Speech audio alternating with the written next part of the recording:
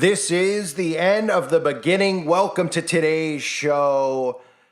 Burning Man, as I already covered, is obviously a very hot topic at the moment. Everybody seems to be looking at what's going on at Burning Man and raising questions, and a lot of people are alarmed by what's going on. And I think it's a great opportunity to look at a lot of the common themes going on at Burning Man. We could set aside the fact that this is a massive satanic event that happens every single year where it's just filled with all sorts of occult symbolism stuff, because we can set that to the side because we all know that. But for the dumbed down masses out there that don't believe any of that stuff, taking a look at what's happening at Burning Man right now is very, very similar to what life is going to look like very, very soon. And I'm not just talking about, a life like they're thinking where if we don't do something about the climate, it's going to end up like this. No. This is essentially what a 15-minute city is going to look like. Now, the difference is, of course, on the eyes. A 15-minute city is going to be presented as high-tech and cool and hip and futuristic. So people will be lured in that way. But essentially, they're both the same thing. And what's happening here, some could look at it as an act of God. Some other people are looking at it as something done by design to create a distraction from everything going on in Maui, since the media won't cover that. And of course, a lot of people are saying, hey, maybe they're doing an experiment on these people to see how they can actually survive out in the middle of nowhere with no resources. So the common theme that you're seeing here is very, very, very similar to a smart city. It's very utopian. That's what the event's supposed to be, right? I love how they talk about their counterculture and things like that. The people who attend this, they're so dumbed down that they actually in their own mind act like they're rebellious in counterculture when this is something that is completely promoted by the mainstream. It's a mainstream event where wealthy people who want to be cool, go to this, and they don't realize that they're not being counterculture. They're actually going along with culture by going to something like this. This is just normal, disgusting behavior that we see every day in this world. But on top of those things, they talk about this event like it's a utopian type of thing where, it's so creative, it's artistic, and everybody there, is working together, uniting with one another. Well, that's what they tell you about these events. As I'll show you the news clip here about how this is looked at as a utopian event. Everybody there is there to love on one another and help each other. But it gets a little bit different when suddenly crap hits the fan and these people have to share resources and they don't have any resources to even share because they're out stuck in the middle of nowhere where there are no resources, kind of like in a smart city. And what's even more interesting is that you can't leave Burning Man right now and you can't get in Burning Man right now while they tell you to conserve. Does that sound familiar? Here's another look at what's going on over at Burning Man. 3 months worth of rain falling on the Nevada desert in just 3 days.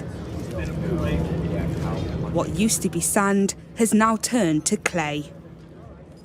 And it's happening at a time when tens of thousands had descended onto Black Rock City for the Burning Man Festival. But not much would burn here. It's meant to be a sustainable festival in the heart of the Nevada desert, imagining what humanity could be like. No cash, no signal, and everyone's expected to share what they bring, creating a utopian community.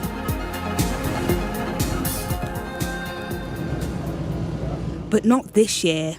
Instead, organisers urged attendees to conserve food and water as they brave the storm. Normally, Burning Man is a lot of biking, and there's none of that happening because this stuff just sticks to everything. So everyone's walking around. We're calling it Walking Man. One person has died during the course of the weekend, but it's not been confirmed if this was linked to the weather. The official advice was to stay put, and many obliged.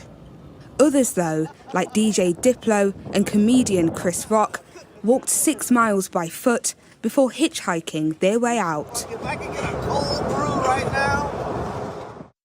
With traffic in and out of the sprawling grounds now halted and more rainfall expected, it's not clear when attendees will actually be able to leave. Become alive, and the flame ignites. Or if the culminating event, the ceremonial burning of the wooden man, will even go ahead. What we can create when we choose to rise. Shaman Freeman Powell, Sky News. So you can't get in and you can't get out, kind of like a smart city. What people don't realize, you can't get in unless you're invited in or you go through some type. It'll be more security to get into one of these cities than there will be at the border, okay, to get into the country. And though I can guarantee you and promise you the type of security to exit, well, it'll be like out of a martial law movie. They'll be waiting there. You won't be going anywhere out of these cities. So look at some of the common themes we hear, right? Because this is all tied into the climate agenda in the 15-minute cities. Conservation, conserve, right? They're talking about how people need to conserve water. Well, in a smart city, you will be conserving water. So they're conditioning you here, right? You will be conserving water. You will not be showering every day. You will not be flushing toilets every day. So you'll be amongst the filth and the smells, right? The smells of your toilet after Taco Bell. And of course, the odor from your body from all the poisonous foods that they'll be giving you, which will be Soylent products, of course, plant-based, so you'll be stinking up the joint on top of it. You won't be able to shower. And of course, you'll have a limit on how much water you can actually drink, even though you need it to survive, right? And then, of course, what else do we see at this event? Well, we hear rumors of Ebola.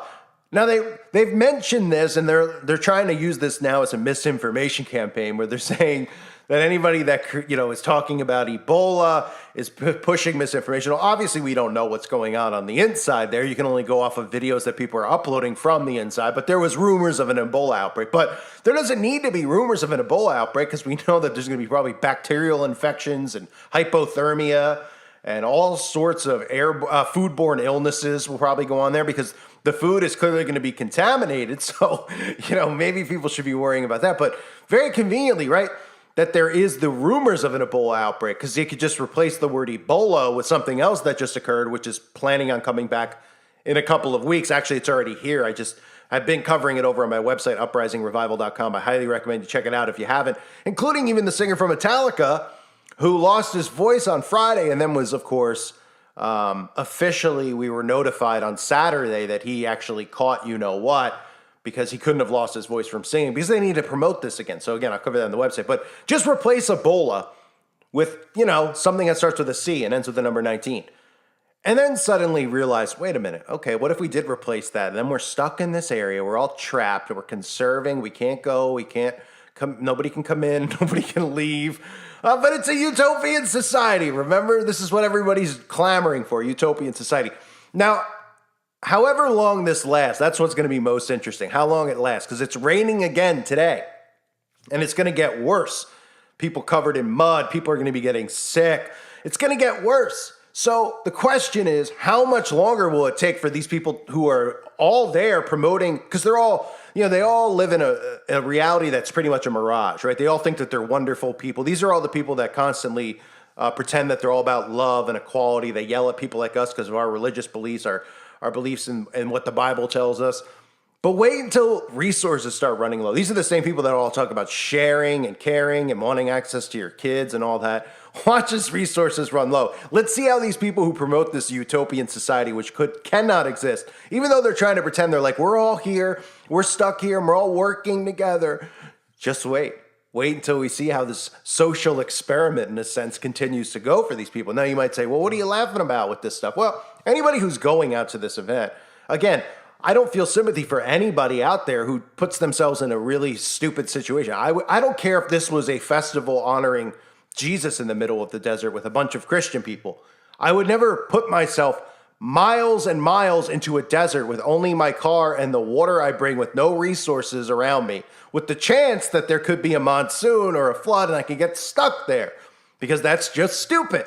So when people do stupid things, well, they have to deal with the consequences, like I said earlier. So I'm just interested to see where this goes. Now, again, this story is a major distraction. The headline story should be on all these kids who are unaccounted for in Maui. The headline story should be the lead-in every day on the news. But instead, it's about Trump, it's about Biden, it's about the elections, and it's about now stuff like this that comes up.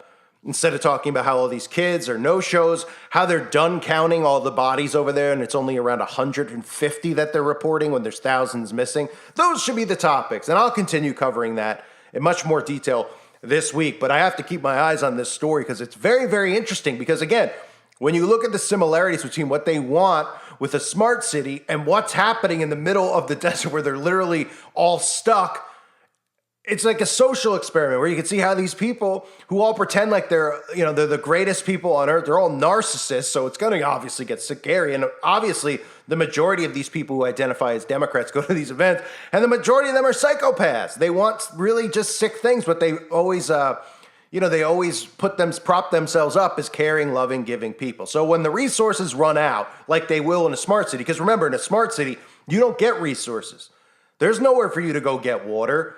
If the power's off or anything else, you're relying fully on the government, who of course you could trust, right? We've seen how trustworthy our government is in the last couple of years. They're hiring more IRS agents to come after us. They're calling our own citizens terrorists, right? They're allowing people to cross the border and live freely on everybody else's tax money. I mean, that's how loving our government is. And of course, they'll freely give you one thing, and that's something that'll poison yourself. But other than that, they're very caring and loving of all. So in these smart cities, you will not be able to farm, okay? You will not be able to have access to water, and that's what they're dealing with right now. They don't have access to food or water, a very small amount. And then you mix in things like hypothermia, you mix in things like parasites and foodborne illnesses from contaminated food, and suddenly you start going, but maybe when we look at it from this perspective, these morons will probably look at it from the perspective of, well, in a smart city, we'll never have to worry about something like this. That's what they'll say. Because we won't get flooded out, and we won't have to worry about food because the government will come and give it to us and take care of us. Of course, we'll have to have the mark of the beast, but that'll be fine. That'll be fine. That's how they'll all think. So all of the posts out there that you see on social media talking about what's going on out there, and again, the words that you look at when you compare this to a smart city are conserve, conserve, conserve. No way in, no way out. Then you look at Ebola, and you start looking at everything going on in the world, the things that they want, which are you in these small cities all mushed together with all people around you, kind of like you see all these tents covered in mud up against one another. That's what it's going to be like. Just instead, of course, you'll be in a nice apartment building. But you're like, oh, I'll be in an apartment building. We'll have roommates. We'll work in the same space. We'll all lose our minds because we never are allowed out of our cells. And, they'll shut our power off at 8 o'clock, just like in prison when they shut your lights off. They'll shut our water off after we hit a certain amount, so I'll only be able to shower once a week, flush the toilet once a week, drink a certain amount of water every day, and only eat the small portions of fake food that loads me up with estrogen that they'll give to me, right? That's where we're all headed. And I mean, look, you could look at this any way you want.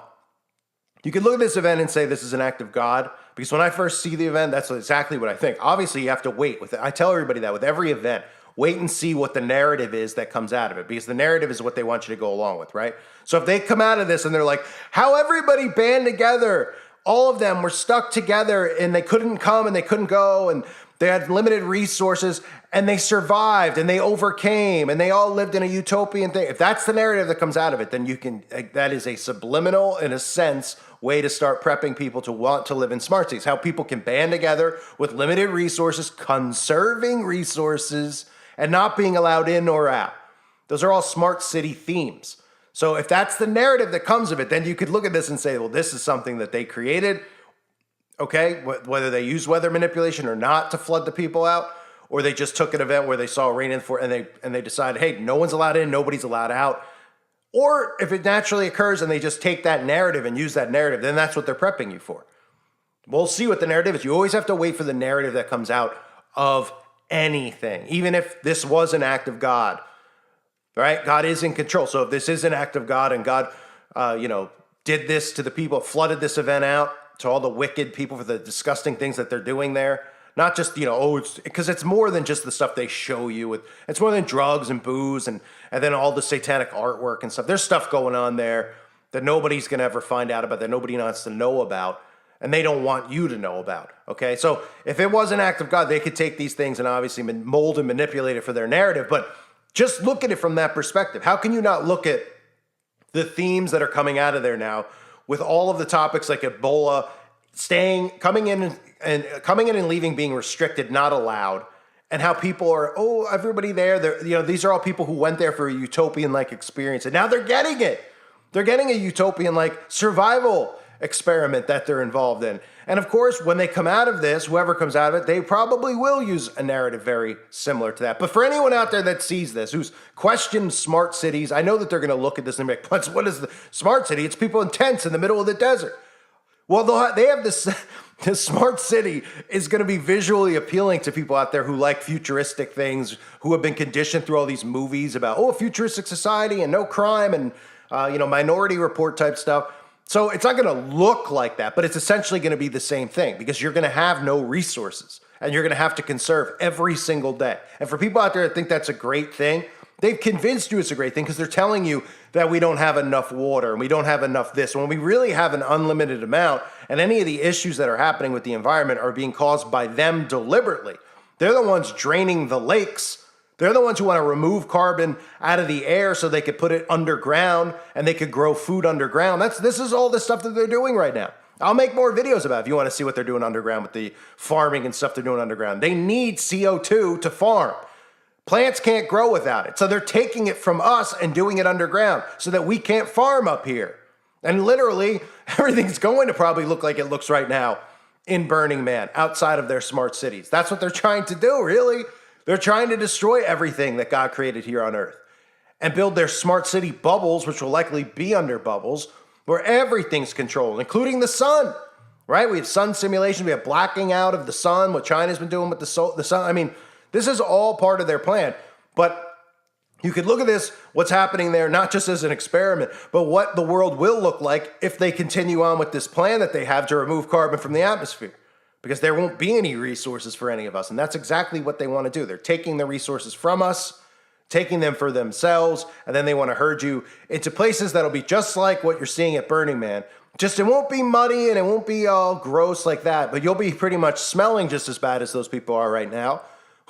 When you're inside of your apartment complex or whatever you're in, your little apartment cell with your office and your toilet, you probably have a community bowl anyway. Nobody will be able to flush it. You probably have a community bowl on every floor to conserve water. You might have a community shower too. Yeah, like a prison. I'm pretty sure it'll be like that. You won't even have a bathroom in your own little thing. You'll have a studio apartment with a bed and a desk. You'll work, you'll sleep, you'll get an hour outside, and when you'll have a certain time where you could use the bathroom and use the shower, I'm sure. And it'll have to be once a week probably for that shower. So you'll smell, like I said, just like these people. It'll look not the same visually, but in reality, it'll be the same type of thing.